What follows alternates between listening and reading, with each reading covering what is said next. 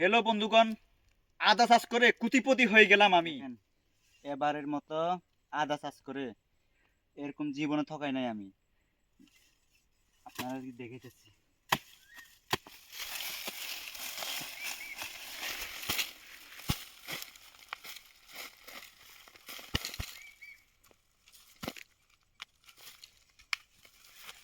প্রত্যেকটা গুড়াই যদি এরকম থাকতো তাহলে জীবনে লস পড়তো না। একটা বা দুইটা বা তিনটা চারটা এরকম আছে শুধু, মানে এগুলা সব লাগাইছি।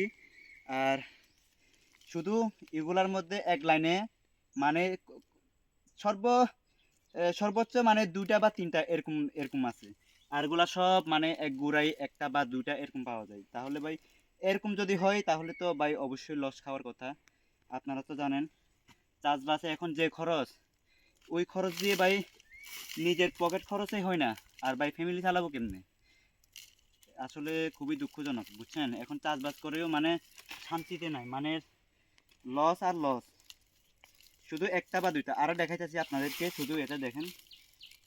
এই যে এটা দেখেন, এটা কি হয় মাটির নিচে তো বুঝতে পারবো না এটা কি হয়। দেখেন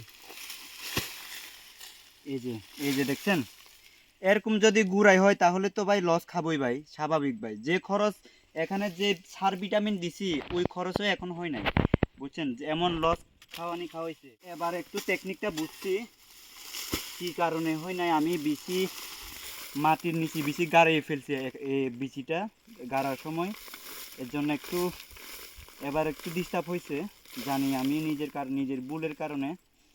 কিন্তু এই যে চাষবাস করে যে শিক্ষাটা পাবেন অন্য মানুষের কাছে এই শিক্ষাটা কখনো পাবেন না। এটা হচ্ছে নিজের ভুলের কারণে শিক্ষাটা পাবেন। পরবর্তীতে যেন ভুল না হয় আপনাদেরকে আমি দেখাবো। কখনো যদি আদা চাষ করেন মাটির নিচে কখনো বেশি গাড়াবেন না, হালকা হালকা মাটির নিচে গাড়াবেন। তারপরে যখন চারা উঠবে তখন মাটি দিবেন, এর আগে কখনো মাটি দিবেন না। তাহলে আপনার বিচিটা, এই যে আদার বিচিটা মানে নষ্ট হয়ে যাবে, ভিতরে পচে যাবে সব। এরকম যদি হইতো তাহলে এত লস থাকতো না। এরকম যদি হইতো তারপরে এত লস থাকতো না। কিন্তু যেভাবে মানে কি বলবো, একটাতে দুইটাতে শুধু এরকম আছে, আর গুলাতে সব ভাই যে অবস্থা করছে, এরকম যদি হইতো তাহলে এত লস থাকতো না। তো ভালো থাকবেন। আপনারা যদি আদা চাষ করেন কখনো এরকম ভুল করবেন না।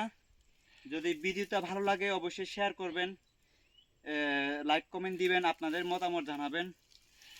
ধন্যবাদ সবাইকে।